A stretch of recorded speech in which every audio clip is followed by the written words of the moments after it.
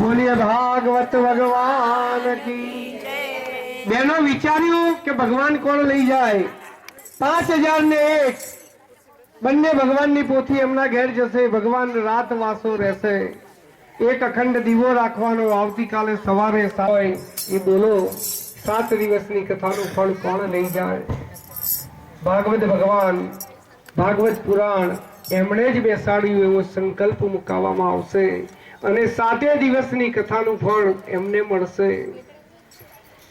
કોઈની ઈચ્છા હોય તો વિચાર કરી રાખજો ઋષિએ લાકડા કાપવા માટે બંનેને મોકલ્યા છે સુદામા ઝાડ ઉપર ચડ્યા છે કૃષ્ણ નીચે ઉભા રહ્યા છે સુદામા લાકડા કાપી અને નીચે ફેંકે કૃષ્ણ લાકડા ઝીલે છે સુદામાજી પોતાના અંગરખામાંથી ચણા કાઢીને ખાઈ રહ્યા છે કૃષ્ણએ પૂછ્યું છે કે હે સુદામા આ તારા દાંતનો અવાજ કેમ આવે છે તું શું ખાઈ રહ્યો છે ત્યારે સુદામા બોલ્યા છે કે એ તો ઠંડીના લીધે મારા દાંત કટકટ થાય છે કૃષ્ણ ના દેખતા એક ખોટું બોલ્યા છે બહેનો દિવસો દરિદ્રતામાં અત્યારે પસાર થઈ રહ્યા છે સુદામા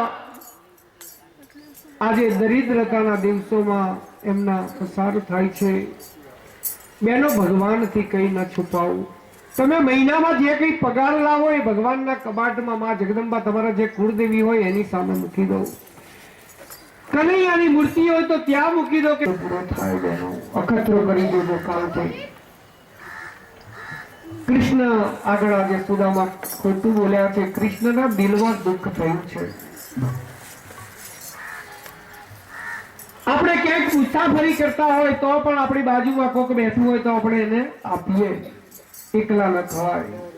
ગુજરાતી જે ઘરના બા હોય એ કહેતા હતા કે એકલા ખાવાથી ગાલ પચોડું થાય.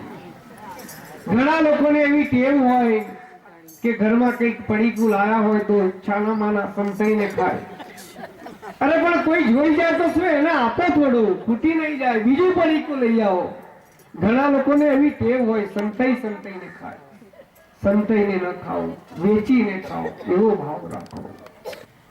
સુદામાજીના ધર્મપત્ની જેમનું નામ સુશીલાજી છે, ખૂબ જ ગરીબી છે, ખૂબ જ દરિદ્રતા છે. સુદામાજીના નાના દીકરાઓ છે. એકને લંગોટી છે તો બીજાને જબલું છે. ન જાણે આજે ખાધું તો ક્યારે ખાવા મળશે એવી ભયંકર ગરીબીમાં દિવસો પસાર કરી રહ્યા છે.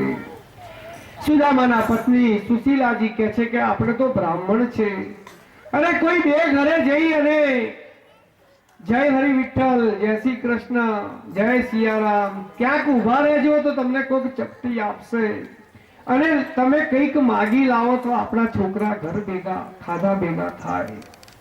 તું માગું નહીં કોઈની જોડે. અરે માગવામાં શેની શરમ, આપણે તો બ્રાહ્મણ કહેવાઈએ, અને બ્રાહ્મણને તો માગવાનો ધર્મ છે. પ્રભુ તમે જાઓ, ક્યાંક જાઓ. સુદામાજી ઘરમાંથી ખસતા નથી, કોઈની જોડે હું માગવા ન જાઉં. સુદામાના પત્ની કહે છે દ્વારિકાધીશ એ તો તમારા બાલ સખા છે, તમે દ્વારિકા જાઓ, દ્વારિકાધીશ ને ત્યાં જાઓ, એ કંઈક તમને આપશે. અરે આપણા માટે નહીં તો આપણા છોકરાઓ માટે તો જાઓ. આપણા છોકરાઓની સામે જુઓ, હાડકા દેખાય છે, કેટલા દિવસના ભૂખ્યા છે. સુશીલા પાસે એક સાડી છે, એ પણ 56 જગ્યાએથી ફાટેલી છે. દરરોજ સવારે વહેલા ઉઠે, નાહી ધોવે, સાડીને ધોઈ નાખે ને એ જ સાડી પહેરે. એટલી ગરીબ, એટલી ગરીબ.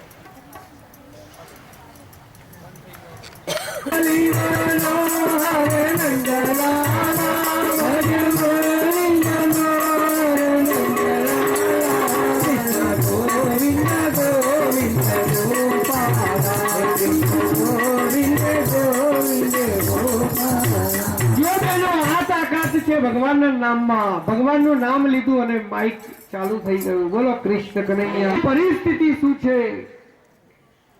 સુદામાજી બાળકો સામુ જોવે છે, સુશીલાજીની વાત માની છે. દેવી હું જઉં તો ખરો, પણ દ્વારિકાધીશ માટે કંઈક મારે લઈને જવું પડે. દ્વારિકાધીશ કહેશે કે મારી ભાભીએ મારા માટે શું મોકલ્યું છે. દેવી હું શું લઈને જઉં, આપણે ખાવાના પાપા છે ત્યાં હું શું લઈને જઉં.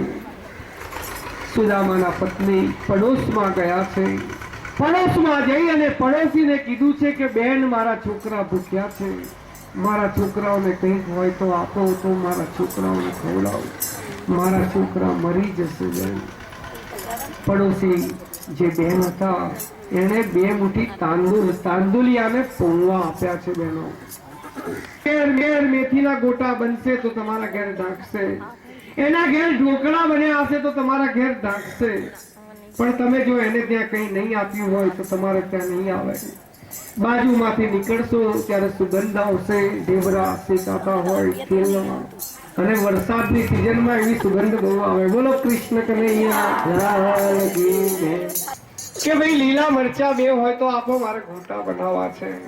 ત્યારે એ બેન અંગૂઠો બતાવે કે જાઓ શાક માર્કેટ, હાટકેશ્વર જાઓ, ઘણું મળે છે. બોલો કૃષ્ણ કનૈયા. ક્યારેક લીમડો આપ્યો હોય કઢી બનાવવા તો તમને લીલા મરચા મળશે. કંઈક બનાવ બને, આપણા મોબાઈલમાં બેલેન્સ ના હોય, પડોશમાં ગયા હોય કે ભાઈ આટલો જરા ફોન કરો, આ ઘરમાં તકલીફ ઊભી થઈ છે. સંબંધ સારો હોય તો તમને મોબાઈલ બી કરવા દે. પડોશી સાથે જીવનમાં ન બગાડતા. પડોશી આપણો પહેલો સગો કહેવાય.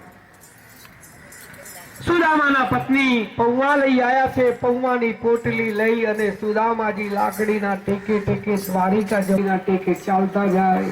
આપણી કથામાં પણ આપણે અહીંયા સુદામાજી બનાવ્યા છે.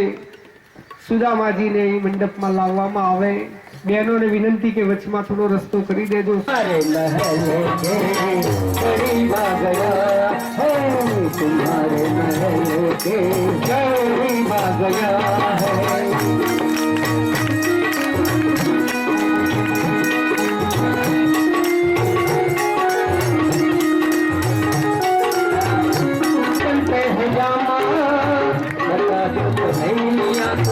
नाम है सुधामा हो, बता दो कन्हैया को नाम है सुधामा वालो कन्हैया किधर पे सुधामा गरीब आ गया है, किधर पे सुधामा गरीब आ गया है. घूमते ही दौड़े घूमते ही दौड़े लगाया लगाया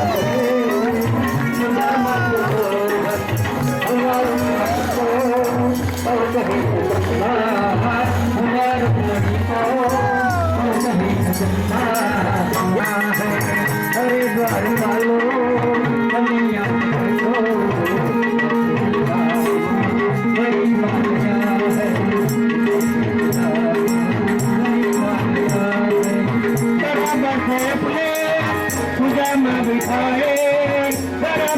अपने पूजा में बिठाए चरण हाथों से सामने बुलाए. हाँ चरण हाथों से